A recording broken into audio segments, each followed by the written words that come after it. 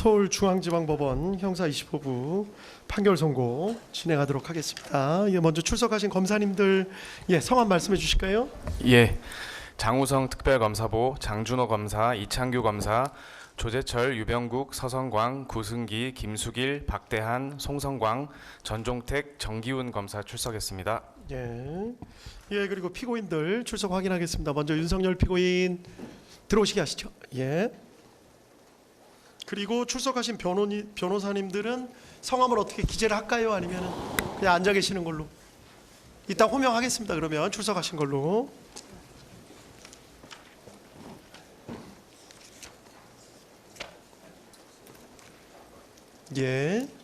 자리에 앉으시죠. 다음 피고인 그리고 노상원 피고인.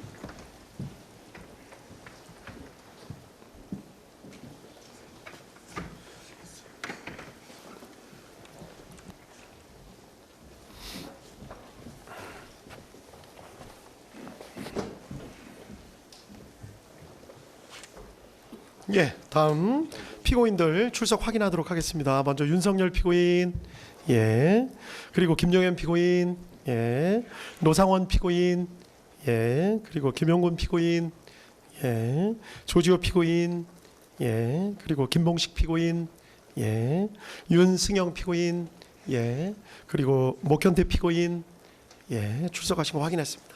변호사님들 출석하신 분들 말씀해 주시겠어요? 윤석열 피고인 변호사님들. 김홍일 변호사, 배보윤 변호사, 윤갑근 변호사, 송진우 변호사, 김계리 변호사, 이경원 변호사, 배의철 변호사입니다. 배진환 변호사. 그렇게 출석하신 걸로 기재하겠습니다. 다음 김용현 피고인 변호인. 이하성 변호사, 유승수 변호사, 고영일 변호사, 김지희 변호사 출석했습니다. 다음 노상원 피고인 변호인. 노종래 변호사입니다. 그다음에 김용군 피고인 변호인. 알겠습니다. 그다음에 조지호 피고인 변호인. 노정환 변호사, 안상훈 변호사 출석했습니다. 그다음에 김봉식 피고인 변호인. 다음 윤승영 피고인 변호인. 법무법인 강한의 남기정 김준태 변호사입니다. 다음 목현태 피고인 변호인.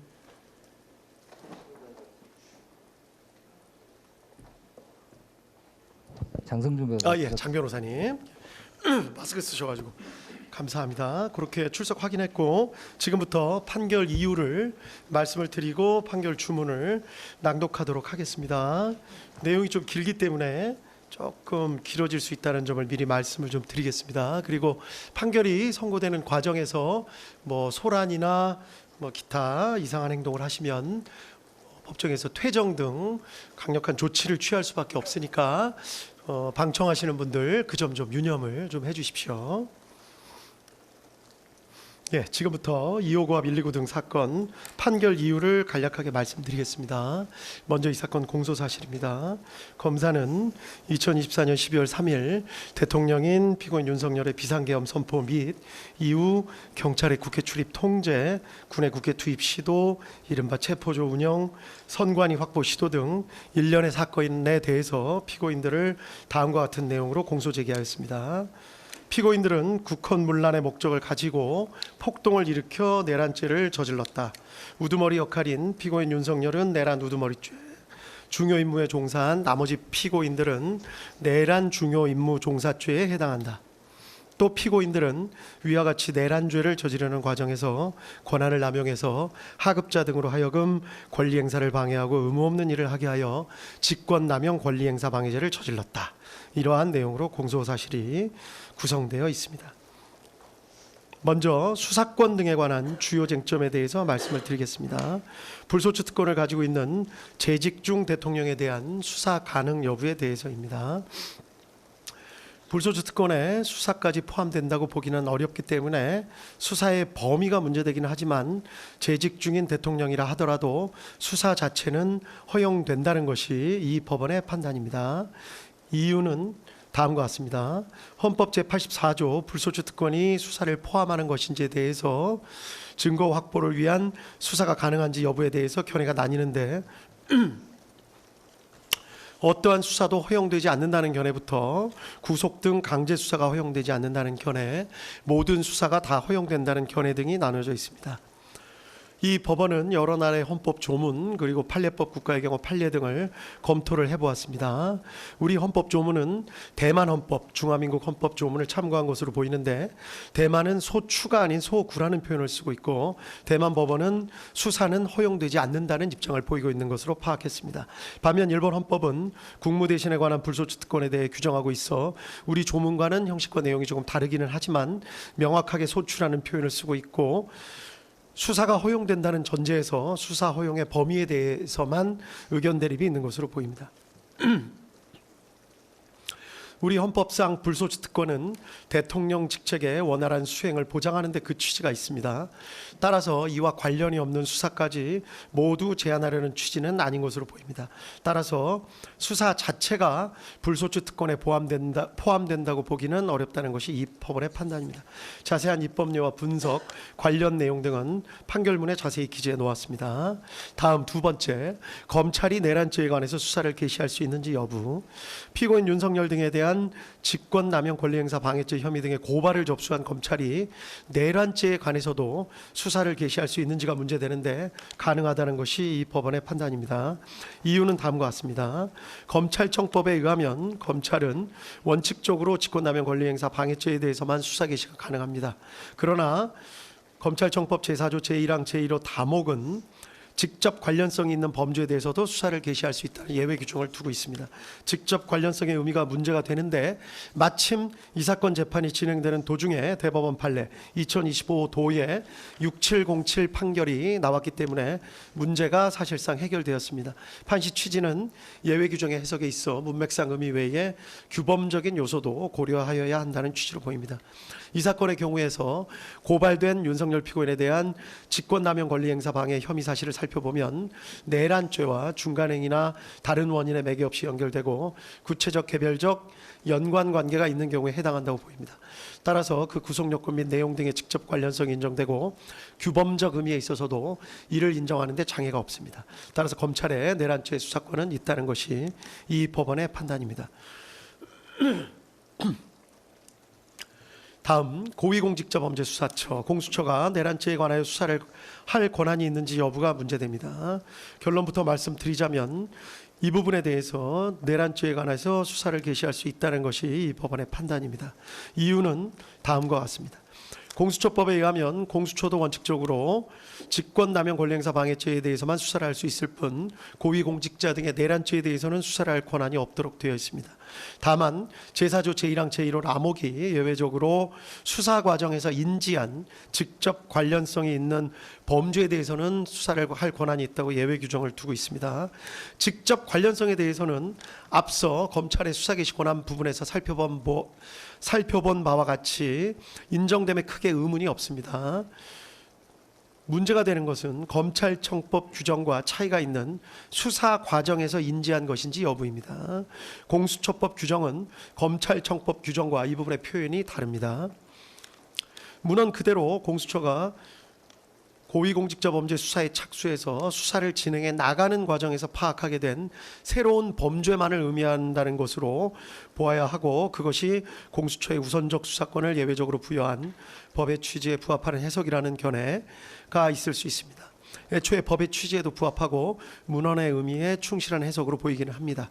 위 규정은 통상의 특검법 규정에서 따온 표현으로 보이는데 특검법 등은 처음부터 수사 가능 범위를 명확하게 규정해 놓고 수사를 개시하면서 그 과정에서 인지하게 된 관련 범죄만을 예외적으로 수사할 수 있게 하는 것인 바 공수처법의 위 규정 역시 그러한 취지로 인정되어야 한다는 주장으로 보입니다.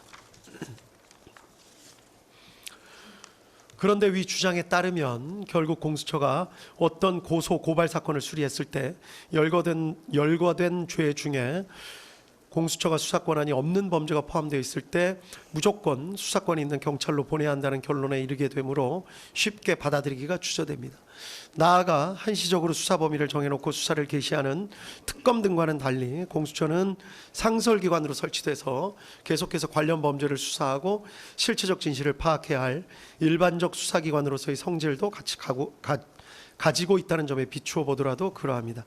따라서 그와 같이 일률적으로 제한적 해석을 하지 않고 공수처법의 취지에 반하는 것이 아니라면, 즉 효율적인 수사 경제를 저해하지 않으면서 피해자의 방어권을 어렵게 만드는 결과가 되지 않는다면 수사 과정에서 인지한 죄라는 문헌에 포함된다고 보는 것이 바람직하다고 할 것입니다. 이와 같이 보는 것이 검찰청법의 규정과도 통일적인 해석이 가능하여 실무상으로도 바람직합니다.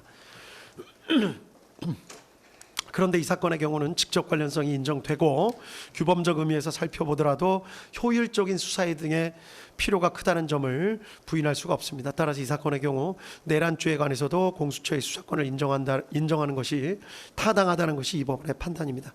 한편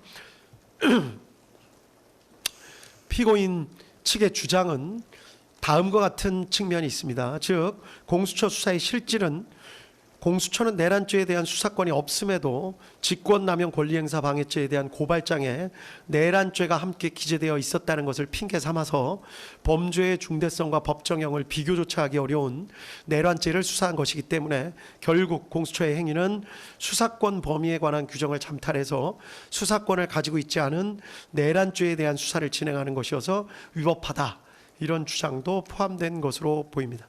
기록을 살펴보면 위와 같은 의심에 일리가 전혀 없는 것은 아닌 것으로 보입니다. 다만 공수처와 별도로 내란죄에 관한 수사권이 있는 경찰이 별도로 수사를 개시하였었고, 공수처와 경찰 등이 2024년 12월 11일 공조수사본부를 결성해 협의를 거치기도 했습니다. 그리고 12월 16일 경찰이 공수처의 사건을 이첩하기도 했습니다. 이런 사정에 비추어 보면 법규상의 잠탈 주장은 그대로 받아들이기 어렵습니다. 그리고 무엇보다 강조해야 할 점은 위와 같은 논란이 이 사건에 있어서는 결국 큰 의미가 없다고 보이는 점입니다. 공수처의 수사권이 없다고 하더라도 검찰이 공수처 송부기록 외에 다른 증거들을 종합해서 기소를 결정한 것으로 보입니다. 검찰의 기소 자체를 위법하다고 보기가 어렵습니다.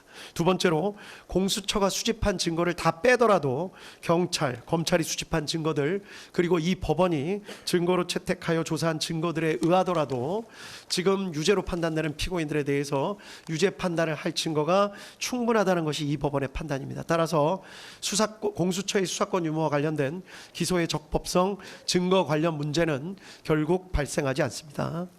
다음, 위법 수집 증거 관련 내용입니다.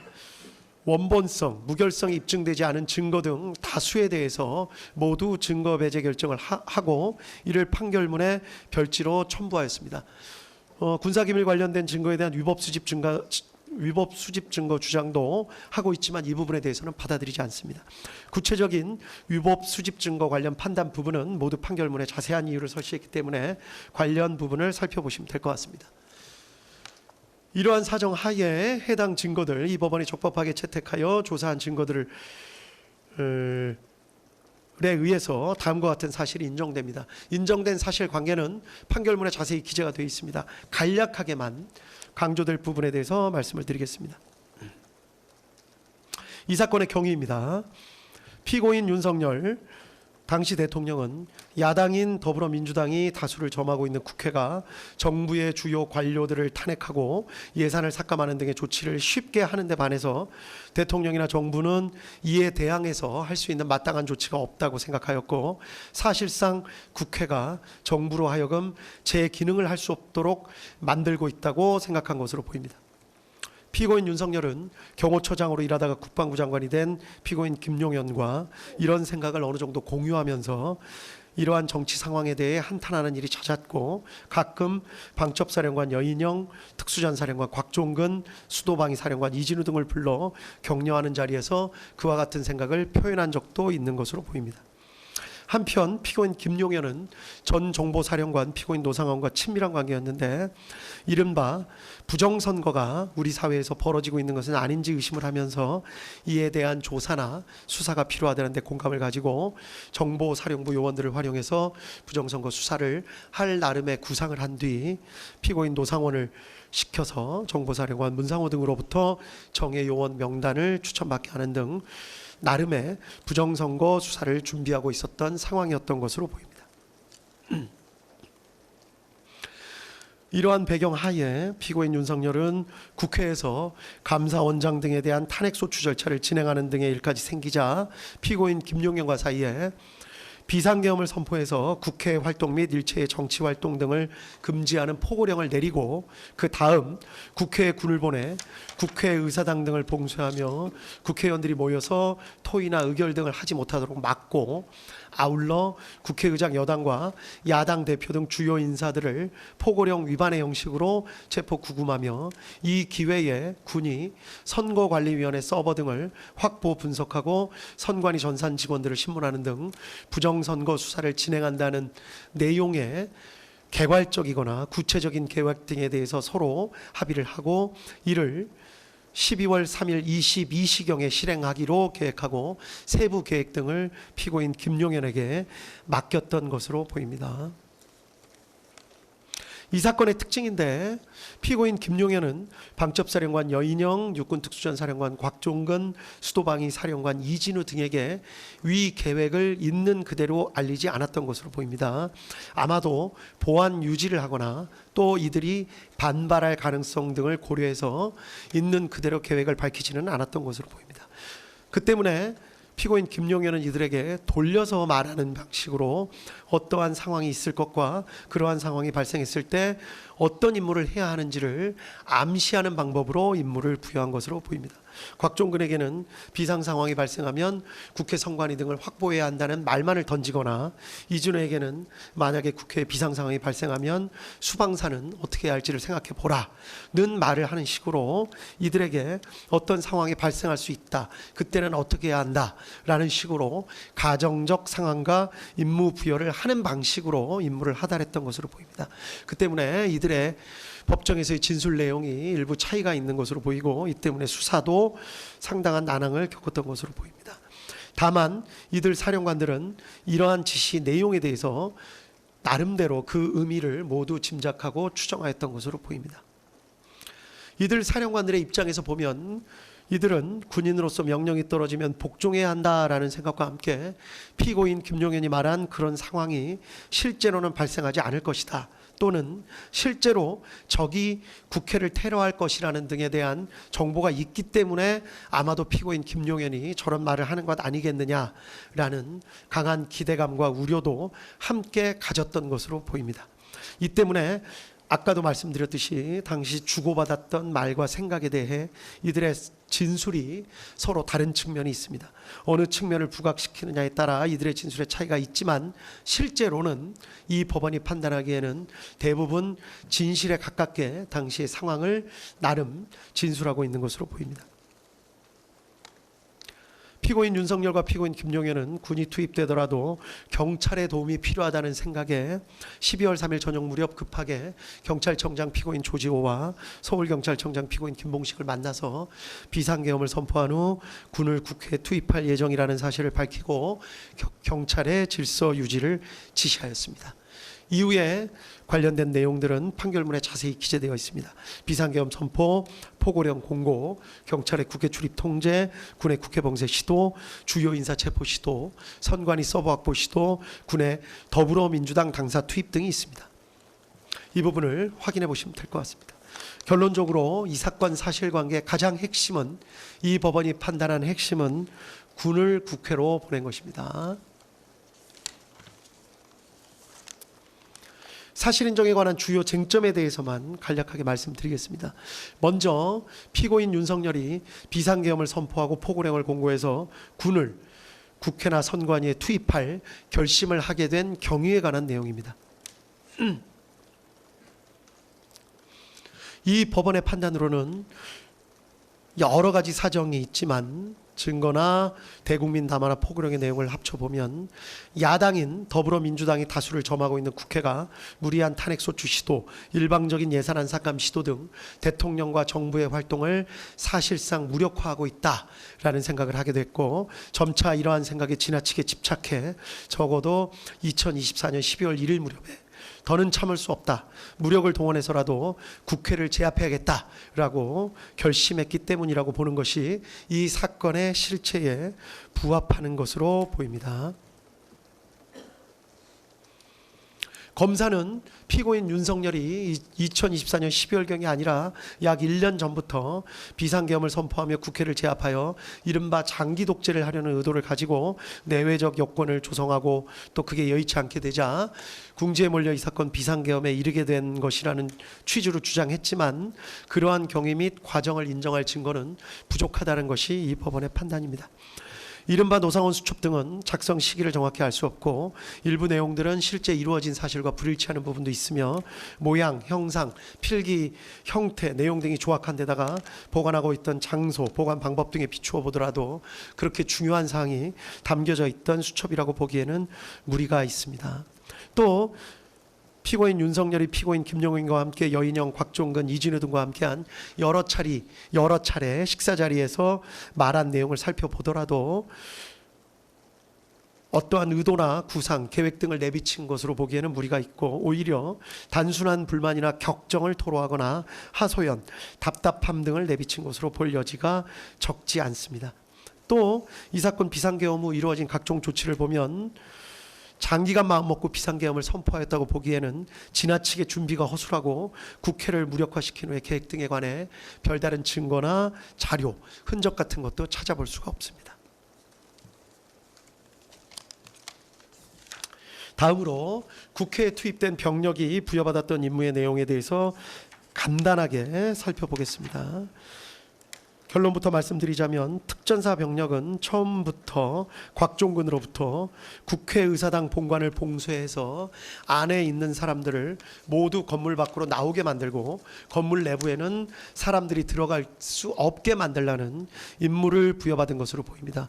또 수방사 병력은 이진우로부터 일단 국회 경내에 들어가라는 임무를 부여받았고 수방사령관 이진우는 스스로 국회 경내로 들어간 병력에게 국회의사당 본관 주변을 경계하는 임무를 부여할 계획을 가지고 있었던 사실이 인정됩니다.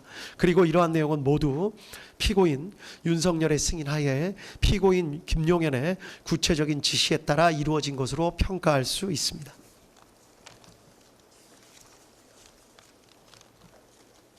다음으로 방첩사 체포조가 부여받은 임무의 내용입니다. 결론부터 말씀드리자면 피고인 김용현이 여인영에게 14명의 구체적 체포 대상자 명단을 불러준 것은 사실로 인정됩니다. 피고인 김용현과 여인영 모두 체포하라는 의미로 이를 이해한 사실 등도 인정할 수 있습니다. 한편 실제 출동한 방첩사 요원들 체포조는 명시적으로 체포된 당사자를 인계받아서 수방사 비원벙커로 이동하는 내용의 임무를 부여받은 것으로 보이기는 합니다.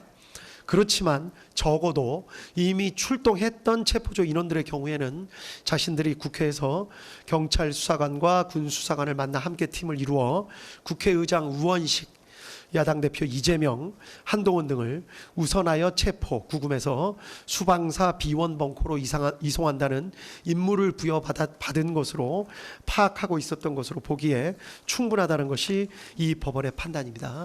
그 이유에 대해서도 판결문에 구체적이고 자세한 설시를 부여했기 때문에 관련 내용을 확인해 보시면 될 것 같습니다. 가장 중요한 것입니다. 피고인 윤석열이 비상계엄을 선포하고 포고령을 공고해서 군을 국회 선관위에 투입한 목적이 무엇인지에 관해서 이 법원이 파악한 사실을 말씀드리도록 하겠습니다.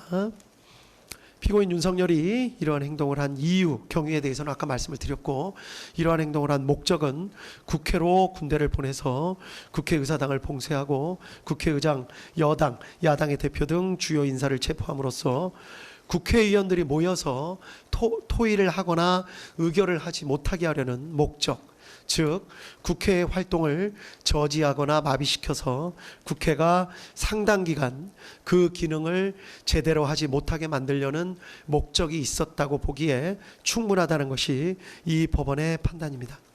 이유는 다음과 같습니다. 계엄 선포문에 명시적으로 반국가 세력인 국회, 또 척결이라는 등의 표현이 있습니다. 포고령에는 아예 국회 활동을 금지한다거나 정치 활동을 금지한다, 또 이를 어길시 처벌한다는 등의 표현이 명확하게 있습니다. 국회 활동을 저지하거나 마비시키려는 목적이 그 자체로 뚜렷합니다. 또 여러 가지 사정, 아까 말씀드린 바와 같이 특전사 병력이나 수방사 병력이 부여받은 임무 등에 비추어 보더라도 이러한 사정은 명확합니다. 한편 피고인 윤석열, 피고인 김용현은 위와 같이 군을 투입하면서 언제 군을 철수시킬지에 대한 계획을 전혀 정하지 않았던 것으로 보입니다. 결국 피고인 윤석열 등의 마음먹기에 따라서 군의 철수와 국회 활동 재개 여부가 결정되는 것이어서 이러한 사정 등에 비추어 보면 결국 국회 활동을 저지하거나 마비시키려는 기간이 상당 기간임을 예정하고 있었다고 보기에도 충분하다는 것이 이 법원의 판단입니다. 다음은 법리에 관해서 말씀을 드리겠습니다. 이 사건 문제되는 형법 규정의 국헌문란 목적의 정의 조항은 형법 제91조 제2호입니다. 이 부분에 관해서 간략하게 연역을 살펴보도록 하겠습니다. 연역적으로 로마 시대에는 국가의 기본 질서를 어지럽히는 행위를 내란죄로 처벌했지만 황제 시대에 이르러서 국가와 황제를 동일시하는 경향이 나타났고 황제에 대한 반역 행위까지 내란죄로 처벌하게 되었습니다.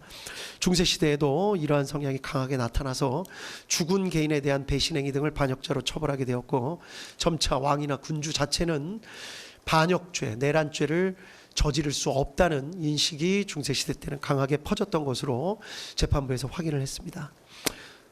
계기가 된 사건은 찰스 1세, 잉글랜드의 왕 찰스 1세 사건이었습니다. 영국에서 의회가 생기고 왕과 의회 사이에 세금 징수 문제 등으로 갈등을 빚는 일이 생기게 되다가 결국 잉글랜드 왕 찰스 1세는 의회가 자신의 잘못 200가지를 시정해달라는 취지의 결의문을 내자 이에 분노해서 직접 군대를 이끌고 의회 의사당에 난입해서 그 자리에서 의회를 강제로 해산시키는 일이 있었다는 점을 역사 교과서를 통해서 검찰이나 피고인 측이 다 알고 계실 거라고 생각합니다. 이러한 내전을 통해서 결국 찰스 1세는 반역죄 등으로 사형을 선고받고 죽게 되는 일이 있었습니다. 이때 판결을 살펴보면 왕이 국가에 대해서 반역을 하였다는 사실을 명백하게 인정을 한 것을 알 수 있습니다. 이때부터 왕에 대한 범죄라는 생각이 점차 바뀌어서 국민으로부터 주권을 위임받은 의회에 대한 공격을 하는 것은 왕이라 하더라도 주권을 침해하는 것이 되어 반역죄가 성립한다는 개념이 널리 퍼지게 된 것으로 보이고 그리고 이후부터는 18, 19세기를 거쳐 내란죄는 국가 존립을 침해하는 죄로 각국에 반영된 것으로 보입니다. 이러한 연역과 각국의 입법례, 기타 여러 가지 사정에 대해서는 판결문에 자세하게 설치가 되어 있습니다. 주변국의 사례를 잠깐만 말씀드리겠습니다. 아프리카나 남미 등 이른바 개발도상국의 경우에서는 선거로 당선된 대통령이 의회와 갈등을 일으켜 군부를 동원해서 의회의 기능을 정지는 시키는 사례 등이 여러 언론을 통해서 전해지고 있습니다. 실제 이로 인해 내란, 반란, 역모 등 유사한 형법 규정에 의해 처벌받은 사례를 찾아보기는 어렵습니다. 재판부에서 판단해 보기에는 성공한 경우가 적지 않은 데다가 만약에 실패한 경우에는 그러한 일을 저지른 대통령이나 관료들이 외국으로 망명해서 수사나 재판이 진행되지 않는 경우가 많았기 때문인 것으로 보입니다. 이 때문에 개발도상국의 사례는 거의 참고할 수가 없었습니다. 다음으로 선진국의 사례를 말씀드리겠습니다. 이상하게도 선진국의 경우에는 대통령이 의회와 갈등을 일으켜 군부를 동원해서 의회의 기능을 정지시키는 사례 등을 찾아보기가 마찬가지로 어려웠습니다. 그런데 이러한 일이 있는 이유는 조금 다른 것 같습니다. 자세한 내용을 살펴보면 선진국에서는 이러한 정도의 갈등까지 가지 않도록 제도적으로 설계를 치밀하고 꼼꼼하게 해놓는 경우가 많기 때문인 것으로 판단했습니다.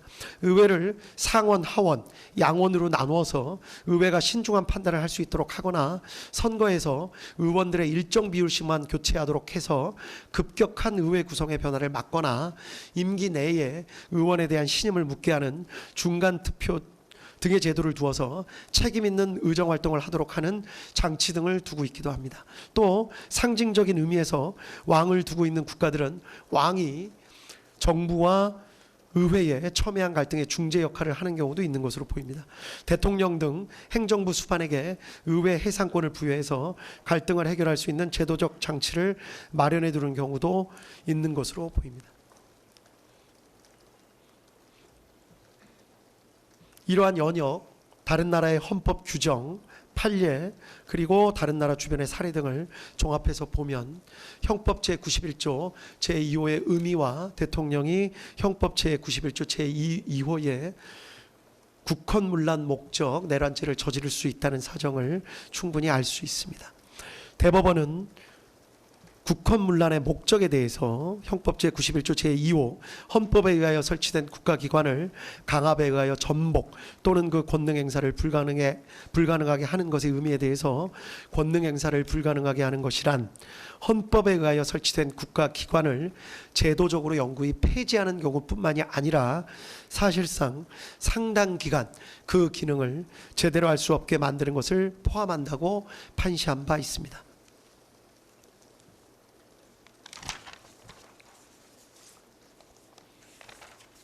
따라서 형법 제91조 제2호가 적용되는 이른바 국헌문란 목적 내란죄는 대통령도 저지를 수가 있습니다.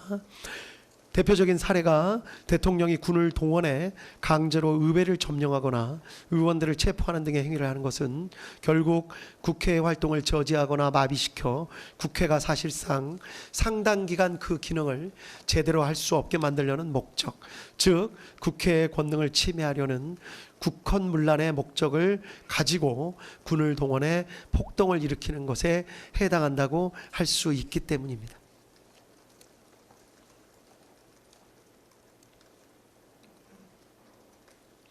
특히 행정부의 수반과 행정부를 견제하는 의회는 자칫 갈등과 긴장관계에 놓이기 쉽고, 이 경우 군에 대한 통수권을 가지는 행정부의 수반은 언제든지 군을 동원해 의회의 기능을 제대로 행사하지 못하게 만듦으로써 방해 없이 행정부의 정책 추진을 밀고 나가려는 강한 유혹에 빠지기 쉽습니다. 위와 같은 경우는 종종 역사에서 찾아볼 수 있고 아까 말씀드린 바와 같이 주변국에서 직접 목격되기도 합니다. 다음으로 대통령의 국가 긴급권 행사, 특히 비상계엄 권한 행사가 형법 제91조 제2호가 적용되는 국헌문란 목적 내란죄에 해당할 수 있는지 여부에 대해서 말씀드리겠습니다. 비상계엄 선포는 그 자체로 행정부나 법원 등 헌법에 의하여 설치된 국가기관의 권한 행사를 제약하는 성격을 가지고 있습니다. 따라서 계엄이 해제될 때까지 사실상 상당 기간 다른 국가기관의 기능을 제대로 할 수 없게 만드는 속성을 가지고 있는데, 비상계엄 선포 자체가 내란죄에 해당하는지가 문제가 될 수가 있습니다. 이러한 문제에 대해서는 먼저 계엄 선포의 형식적 실제적 요건을 갖추지 못한 경우에는 형법 제91조 제2호가 적용되는 국헌문란 목적 내란죄가 성립된다는 견해가 있을 수 있습니다. 또 어떠한 목적을 가지고 있는지를 살펴서 국헌문란 목적이 인정되는 경우에만 국헌문란 목적 내란죄가 성립한다는 견해가 있을 수 있습니다. 실체적 요건을 갖추었는지 여부를 가지고 따지는 견해는 따르기가 힘듭니다. 일단 실체적 요건을 갖추었는지 여부에 대한 대통령의 판단은 존중되어야 합니다. 이를 섣불리 사법심사 영역으로 가져오는 것은 자칫 필요한 경우 판단을 주저하게 만드는 저해 요소가 될 수 있고, 절차적 요건을 따지는 것도 도대체 어느 정도까지의 절차를 어기는 것이 문제가 되는지 삼을 수 있는지가 어렵습니다. 따라서 형식적 실제적 요건을 갖추지 못한 경우에는 비상계엄 권한 행사가 내란죄가 된다는 주장은 받아들이기가 어렵습니다. 따라서 다른 견해, 원칙적으로 계엄의 요건을 갖추었는지 여부에 따라 내란죄가 성립되는 것은 아니나, 다만 비상계엄의 선포로도 할 수 없는 권한의 행사를 목적으로 하는 것이라면, 즉 국회의 권한을 침해하거나 행정사법의 본질적인 기능을 침해하는 것, 우리 헌법이나 계엄법 등은 비상계엄을 하더라도 국회의 권한을 침해하거나 행정사법의 본질적인 기능은 침해할 수 없도록 정하고 있습니다. 따라서 비상계엄을 하더라도 국회의 권한을 침해하거나 행정사법의 본질적인 기능을 침해할 수 없는데, 이를 목적으로 해서 비상계엄을 선포하는 것이라면 비록 헌법이 정하고 있는 권한행사라 하더라도 이때에는 형법 제91조 제2호가 적용되는 국헌문란 목적 내란죄가 성립할 수 있다는 것이 이 법원의 판단입니다. 따라서 원칙적으로는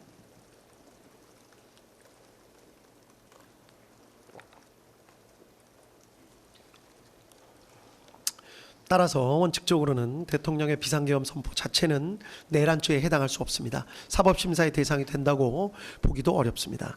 다만 그 내용을 살펴서 비상계엄의 선포로도 할 수 없는 권한의 행사, 그것이 헌법이 설치한 기관의 기능을 상당 기간 저지하거나 마비시키려는 목적으로 하는 것이라면 결국 이는 헌법이 정한 권한행사라는 명목을 내세워서 실제로는 이를 통해 할 수 없는 실력 행사를 하려는 것에 다름 아니기 때문에 형법 제91조 제2호가 적용되는 국헌문란 목적 내란죄가 성립할 수 있다는 것이 이 법원의 판단입니다. 한편 이와 관련해서 한편 이와 관련해서 피고인 윤석열 및 그 변호인은 이러한 주장을 하고 있습니다. 이 사건 비상계엄 선포 등에 이르게 된 목적은 사사건건 무리한 탄핵과 예산 삭감 등 정부의 발목을 잡아 반국가 세력이나 다름없게 되어버린 국회에 대한 국가 위기 상황을 타개하고 자유민주주의 체제를 수호하기 위한 것이었기 때문에 그러한 목적 하에 이루어진 이 사건 비상계엄은 국헌문란 목적 내란죄가 될 수 없다고 주장합니다. 그러나 이 법원의 판단으로는 이는 어떤 일을 행한 동기나 이유, 명분과 그 목적을 혼동하여 하는 주장으로 보입니다. 국가 위기 상황이라고 판단하고 이를 바로잡고 싶어 했던 것은 그 정당성 여부에 관한 판단은 변론으로 하더라도 동기나 이유, 명분에 불과할 뿐이지 이를 군을 국회에 보내는 등의 목적이라고 볼 수는 없습니다. 위와 같은 동기나 이유 때문에 피고인 윤석열, 피고인 김용현이 군대를 보내 국회를 봉쇄함으로써 국회의 활동을 상당 기간 저지하거나 마비시켜 국회의 기능을 제대로 할 수 없게 만들려는 목적을 가지게 되었던 것이고, 그 목적을 이루기 위한 수단으로 비상계엄, 병력 출동 및 국회 봉쇄 시도 등의 행위에 나아간 잘못을 저지른 것은 명백하게 구분되어야 합니다. 성경을 읽는다는 이유로 촛불을 훔칠 수는 없습니다. 다음으로 공범의 성립 기준입니다. 비상계엄 권한 행사가 형법 제91조 제2호가 적용되는 국헌문란 목적 내란죄에 해당하는 경우 어떤 경우에 공범이 성립될 수 있는지, 이때의 공범은 구속 요건에 맞추어 집합범으로서의 내란범이 성립되는지를 말씀드리는 것입니다. 이 법원의 판단을 먼저 말씀드리면, 폭동에 관여한 사실만 인정되어서는 안 되고 국헌문란의 목적에 대해서 인식, 공유한 사실까지 인정되어야만 공범, 즉 집합범으로서의 내란범이 되고, 그러한 집합범으로서의 내란범이 성립되어야만 이후 그 역할에 따라 내란 우두머리, 내란 중요 임무 종사 등으로 나누어 처벌할 수 있다는 것이 이 법원의 판단입니다. 이유는 다음과 같습니다. 내란죄는 집합범으로서 일정 규모 이상의 다수가 결합하여 함께 저지르는 범죄입니다. 대통령의 국헌문란 목적 내란죄에 있어서 폭동에 관여하였다고 하더라도 그것만으로는 집합범으로서의 내란죄를 저질렀다고 섣불리 인정할 수는 없습니다. 특히 내란죄의 폭동은 최광의의 폭행 협박을 의미하는 것이어서 일체의 유형력 행사가 다 포함되는 것인데, 비상계엄의 선포, 이 경우에 비상계엄의 선포 자체도 어느 정도 유형력의 행사로 볼 여지가 많기 때문에 그러한 행위에 일부 관여했다고 해서 이를 바로 집합범으로서의 내란죄에 해당한다고 포섭하는 것은 죄형 법정주의 원칙에 반하고 구속요건에 맞지 않습니다.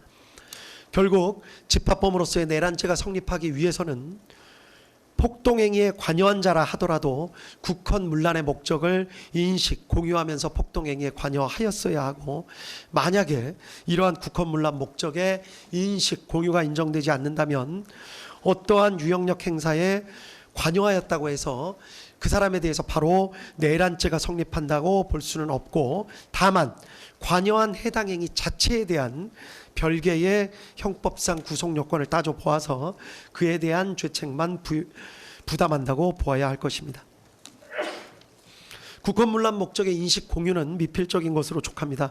처음부터 계획을 같이 세우면서 인식 공유할 수도 있지만 사후에 폭동행위에 가담하는 과정에서 그러한 목적을 인식 공유하는 것도 가능하다고 할 것이고 암묵적인 의사소통으로도 가능하다고 할 것입니다. 그리고 이러한 국헌문란의 목적을 인식 공유하면서 폭동에 관여한 사람들만을 내란죄가 인정하는 집합범으로서 인정하고 그 사람들을 그 내부에서의 역할에 따라 우두머리, 중요 임무 종사 등으로 구분하여 처벌해야 할 것입니다. 이 사건 폭동이 한 지방의 평온을 해할 정도의 위력이 있었는지 여부에 대해서 말씀드리겠습니다. 이 법원은 이 사건 비상계엄 선포, 포고령의 공고, 국회 봉쇄행위, 국회의원 및 정치인 등 체포조 편성 및 운영, 중앙선관위 등 점거, 서버 반출 및 직원 등 체포 시도 등은 모두 다 합쳐서 그 자체로 폭동행위에 해당한다고 보이고 이러한 폭동행위는 대한민국 전역, 그렇지 않더라도 국회와 선관위 등이 위치한 서울과 수도권 등의 평온을 해할 정도의 위력이 있었다고 봄이 상당하다고 판단했습니다. 이 부분 이유는 판결문에 자세히 설치되어 있기 때문에 해당 부분을 참조하시면 될 것 같습니다. 결론적으로 다시 한번 강조하건대 이 사건의 핵심은 군을 국회로 보낸 것입니다. 이제 구체적인 죄책 여부에 대해서 말씀을 드리겠습니다. 먼저 피고인 윤석열, 피고인 김용현의 경우를 같이 말씀드리겠습니다. 앞서 말씀드린 바로 추정할 수 있듯이 피고인들의 경우에는 형법 제91조 제2호의 국헌문란의 목적이 인정됩니다. 군을 보내 국회를 봉쇄하고 주요 정치인들을 체포하는 등의 방법으로 국회 활동을 저지하거나 마비시켜 국회가 사실상 상당 기간 기능을 제대로 할 수 없게 만들려는 목적을 내심으로 가지고 있었음을 부정하기는 어렵다고 보입니다. 군대를 보내서 폭동을 일으킨 사실도 인정됩니다. 폭동이란 최광의의 폭행이나 협박입니다. 여러 가지 사정들 간략하게 말씀드리자면 군이 무장을 해서 국회로 출동하는 자체, 헬기 등을 타거나 담을 넘어서 국회로 진입하는 자체, 또 그 안에 있는 관리자 등과 몸싸움을 하는 자체, 심지어 체포를 위해서 장구를 갖추고 다수가 차량을 이용해서 국회로 출동하는 행위 자체 등 대부분의 행위가 모두 폭동에 포섭이 된다는 것이 이 법원의 판단입니다. 아울러 피고인 윤석열, 피고인 김용현의 경우에 일일이 개별적으로 관여하지 않은 폭동도 있었던 것으로 보이는 사정이 있습니다. 그렇지만 폭동행위에 관한 대법원 판례는 일일이 개별적으로 관여하지 않은 부분이 있다고 하더라도 그 관여하지 않은 부분에 대해서도 내란죄로서의 책임은 모두 부담한다는 것입니다. 따라서 개별적으로 관여하지 않은 행위가 이 부분에 있어서 다소 억울하다는 사정이 있을 수는 있지만 전체에 대한 내란죄로서의 책임을 진다는 것이 이 법원의 판단입니다. 피고인 윤석열, 피고인 김용현에게는 집합범으로서의 내란죄가 성립합니다. 그리고 맡은 역할에 따라서 피고인 윤석열은 내란 우두머리죄, 피고인 김용현은 내란 중요 임무 종사죄가 성립합니다. 다음 피고인 조지호, 피고인 김봉식에 대해서 살펴봅니다. 피고인 조지호, 피고인 김봉식은 비상계엄 선포 전 피고인 윤석열 등으로부터 비상계엄을 선포해 군을 국회에 투입할 예정이라는 사실을 직접 통보받았고 이에 대해서 경찰의 질서 유지를 부탁한다는 지시까지도 받았습니다. 게다가 피고인 조지호는 여인영으로부터 별도로 군이 주요 정치인들을 체포하려 한다는 사정까지 들어서 알고 있었습니다. 피고인 조지호, 피고인 김봉식은 비상계엄 선포 전부터 기동대 배치를 준비했고 비상계엄이 선포된 지 얼마 지나지 않아서 바로 국회 외부에서 내부로의 출입을 전면 차단했다가 잠시 이를 해제한 후 다시 포고령 공고 이후 전면 차단을 실행하였습니다. 질서 유지 차원이라고 주장하기는 하지만 주된 목적은 군이 투입되는 사정을 미리 알고 있으면서 군의 출입은 허용하였고 정작 국회의원 등 주요 관계자들의 출입을 제한한 점에 비추어 보더라도 그 목적을 추정할 수 있습니다. 이러한 사정들을 종합해 보면 피고인 조지호, 피고인 김봉식은 비록 처음부터 계획에 관여하고 설계했던 것은 아니지만 국헌문란의 목적, 즉 피고인 윤석열과 피고인 김용현이 군을 보내 국회를 봉쇄하고 주요 정치인들을 체포하는 등의 방법으로 국회 활동을 저지하거나 마비시켜 국회가 사실상 상당 기간 그 기능을 제대로 할 수 없게 만들려는 목적을 가지고 있다는 사실을 인식, 공유했다고 보기에 충분하고 이에 따라 위 폭동행위에 가담한 것으로 평가할 수 있습니다. 따라서 이들에게는 집합범으로서의 내란죄가 성립한다는 것이 이 법원의 판단입니다. 그리고 그 역할에 따라 각 내란 중요 임무 종사죄가 성립합니다. 다음으로 피고인 노상원에 대해서 살펴보도록 하겠습니다. 피고인 노상원의 경우 이 사건 비상계엄으로 선포로 인한 비상계엄 상황이 적어도 일정 기간 지속될 것으로 예상 전제하였다는 사정을 알 수 있습니다. 그러한 사정 하에서 본인의 계엄 사무 수행을 준비했고 특히 애초에 계획했던 것과 달리 국회가 신속히 비상계엄에 대한 계엄 해제 요구안을 가결하자 피고인 김용현과 전화통화를 하면서 대책을 논의했던 사정까지도 엿보입니다. 정보사령관까지 역임했고 국방부 장관인 피고인 김용현과 이 사건 비상계엄에 대해서 상당히 구체적으로 논의했던 것으로 보이는 사정, 그리고 본인이 주축이 되는 제2수사단의 계엄사무 수행에 있어서 군인을 투입시키려고 했던 사정 등까지 종합해보면 피고인 노상원은 적어도 이 사건 비상계엄 선포 후 군이 국회에 출동해서 상당 기간 국회 활동을 방해하거나 적어도 계엄 해제 요구권을 무력화시키는 등 상당 기간 저지할 것을 예상했던 것으로 볼 수 있다는 것이 이 법원의 판단입니다.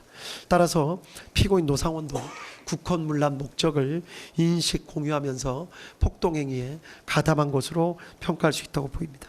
따라서 집합범으로서의 내란죄가 성립하고 그 역할에 따라 내란 중요임무 종사죄가 성립합니다. 다음 피고인 목현태에 대해서 살펴보도록 하겠습니다.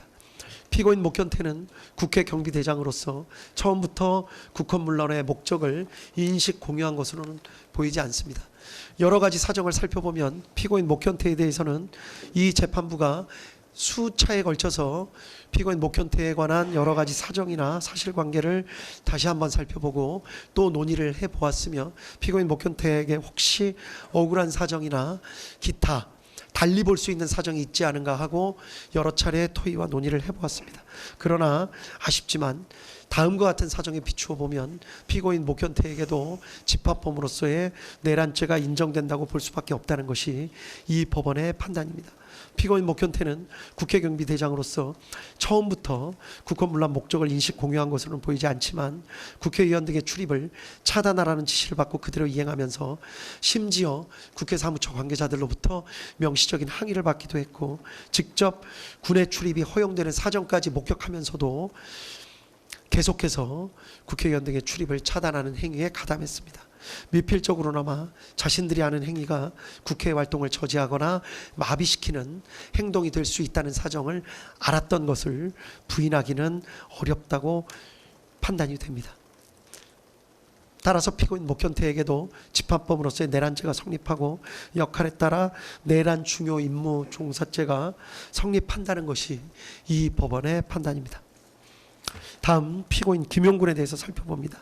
검사는 피고인 김용군이 피고인 노상원의 정보사령부 병력 선관위 과천청사 투입 및 부정선거 수사 계획에 공모 가담하였다고 기소를 하였습니다.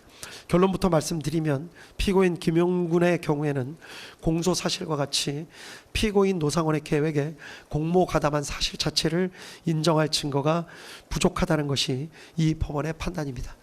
따라서 피고인 김용군은 집합범으로서의 내란죄 성립 여부를 따질 필요 없이 그 자체로 범죄가 성립한다고 볼 증거가 부족합니다.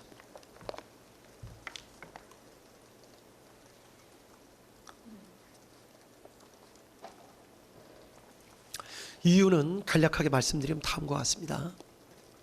피고인 김용군이 2024년 10월에서 11월경 군사경찰 추천 명단을 피고인 노상원에게 제공한 사실, 그리고 실제 그 명단이 반영된 수사단 구성계획이 작성된 사실, 12월 3일 롯데리아에서 직접 피고인 노상원 구삼의 방종환과 함께 만났던 사실, 그 가운데 비상계엄 선포 예정 사실을 직접 들어서 알고 있던 사실 등을 보면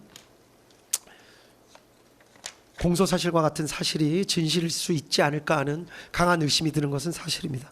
그렇지만 피고인 김용군은 이 부분 공소사실 자체를 강력하게 부인하고 있고, 또 피고인 노상원 역시 피고인 김용군의 진술 취지에 부합하는 내용으로 진술하고 있습니다. 또 구3의 방정환의 진술에 비추어 보더라도 당시 피고인 노상원이 어떤 이야기를 한 사실만 인정될 뿐 피고인 김용군이 이에 대해 어떻게 응답하였거나 행동하였는지에 대해서는 확인이 어렵습니다.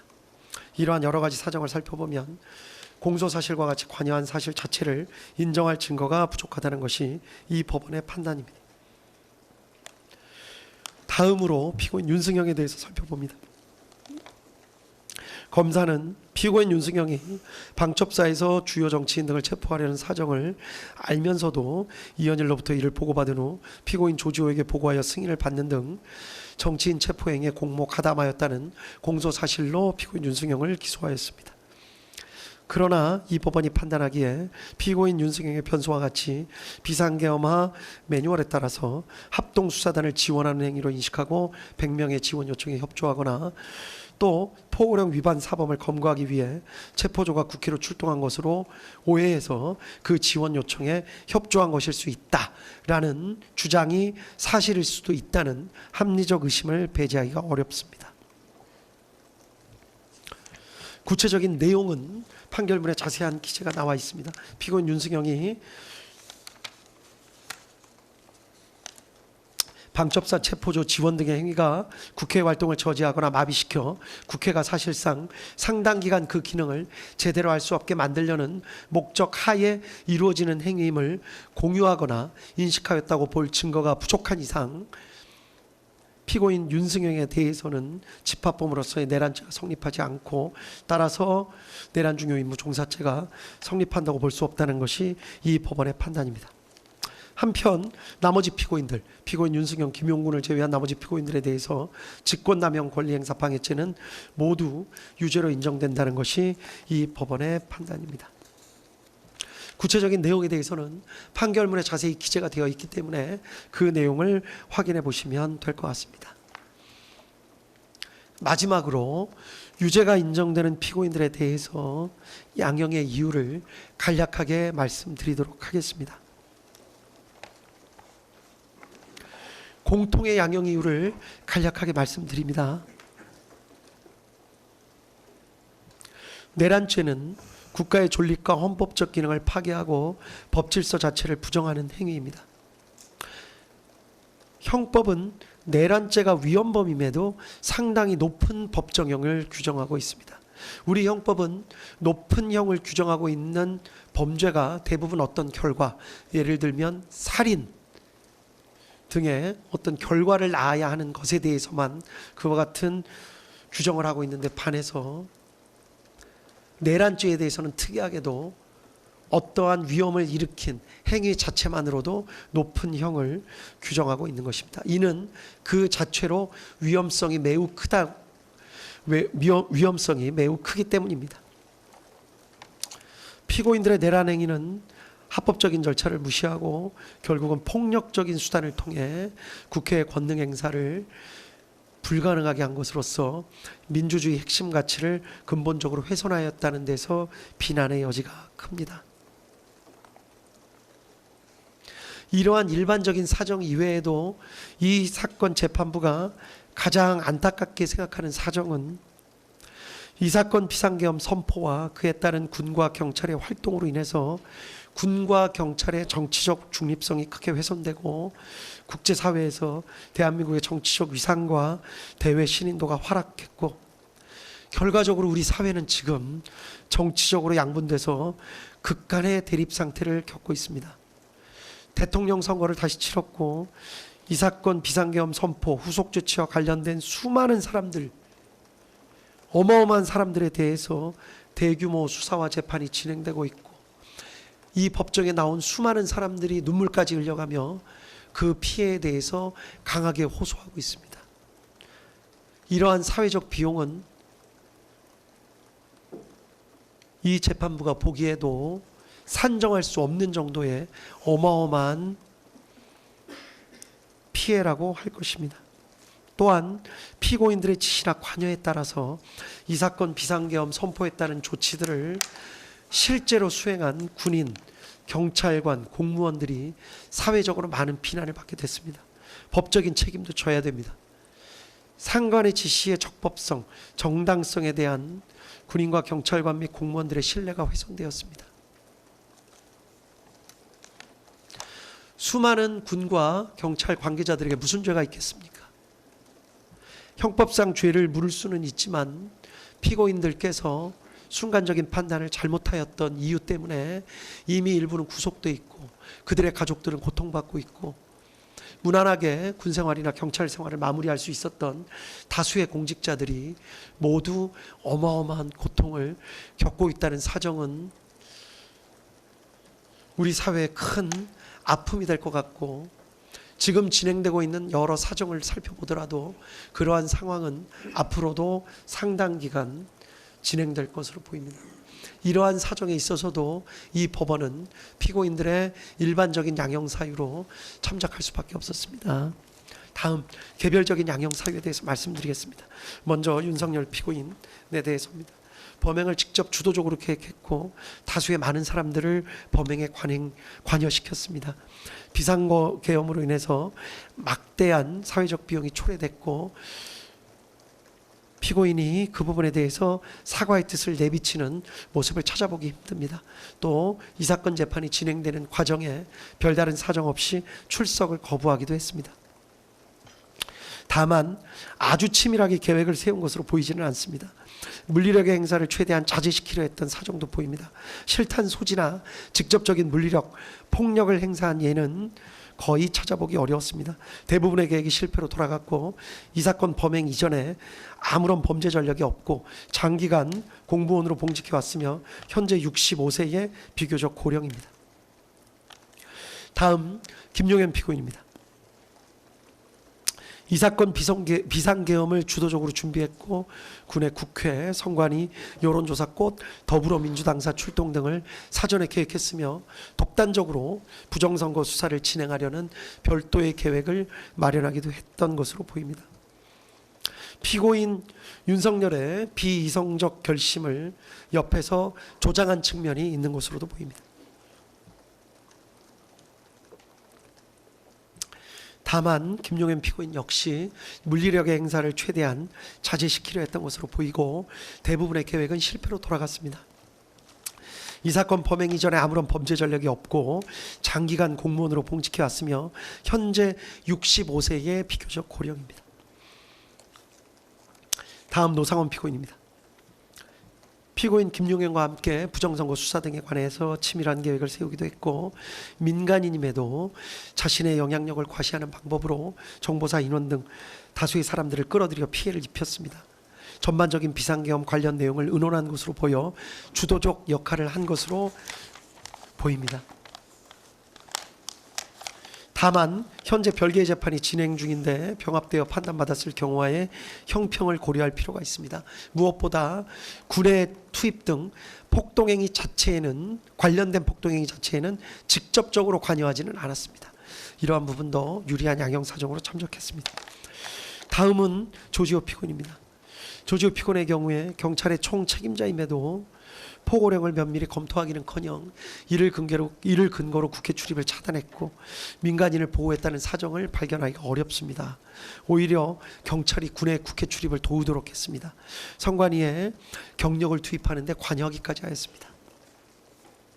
다만 계엄 선포 당일에서야 군의 국회 투입 등 사실을 알게 된 사정이 있습니다. 국회 출입 통제 시간이 비교적 짧았던 것으로 보입니다. 구체적인 사항을 일일이 지시한 것으로 보이지 않습니다. 오랜 기간 동안 경찰 공무원으로 봉직해왔고 아무런 범죄 전력이 없으며 혈액암을 앓는 등 건강이 상당히 좋지 못합니다. 다음으로 피고인 김봉식입니다. 피고인 김봉식 역시 피고인 윤석열과 피고인 조지호의 지시에 따라서 경찰을 국회에 출동시키거나 국회 출입문을 폐쇄하고 국회의원 등을 포함한 사람들의 국회 출입을 막는 일을 직접 주도하였습니다. 특히 국회를 경비해야 할 임무를 가지고 있는 국회 경비대에게조차 국회 출입 통제에 관여하게 하는 등 비난의 여지가 큽니다. 다만 계엄 선포 당일이 되어서야 군의 국회 투입 등 사실을 알게 되었고 국회 출입을 잠시 허용하기도 했고 특히 물리적 사용을 자제한 것으로 보입니다. 오랜 기간 경찰 공무원으로 봉직해왔고 아무런 범죄 전력이 없습니다. 다음 목견태 피고인입니다. 국회를 보호해야 할 국회 경비대장임에도 국회 출입 통제, 특히 국회의장에 대해서까지 출입을 통제하려고 했습니다. 국회 사무처 직원들로부터 명확하게 항의를 받았음에도 출입 통제에 계속 가담하는 등 비난의 여지는 적지 않습니다. 다만 목현태 피고인의 경우에는 총경급 지휘관에 불과합니다. 급박한 상황 속에서 피고인 조지호나 피고인 김봉식의 지시, 비상계엄 및 포고령의 적법성 등을 명확하게 판단하고 그 지시를 거부하기는 어려웠을 것으로 보입니다. 일부 국회의원이나 국회 관계자들의 국회 출입을 몰래 허용해 주기도 한 것으로 보입니다. 오랜 기간 동안 경찰 공무원으로 봉직해왔고 아무런 범죄 전력이 없습니다. 이러한 사정 등을 개별적인 양형 사정으로 참작했습니다. 이에 따라서 이 법원은 피고인들에게 형을 선고하도록 하겠습니다. 피고인들 모두 자리에서 잠깐만 일어나 주십시오.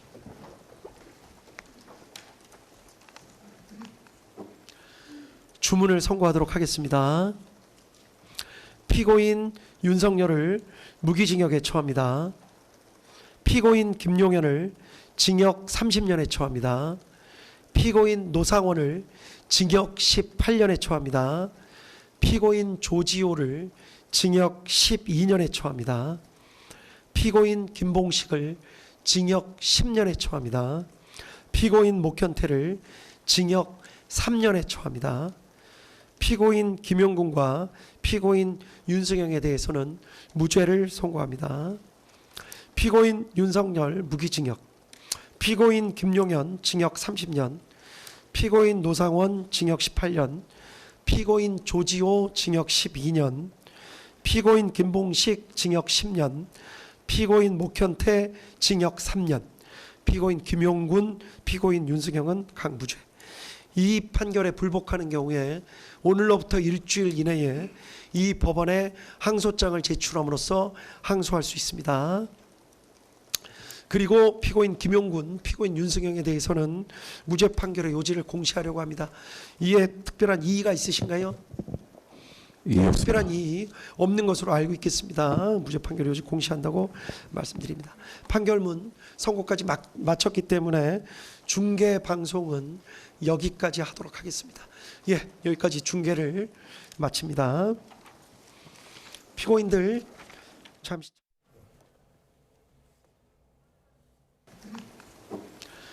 주문을 선고하도록 하겠습니다. 피고인 윤석열을 무기징역에 처합니다.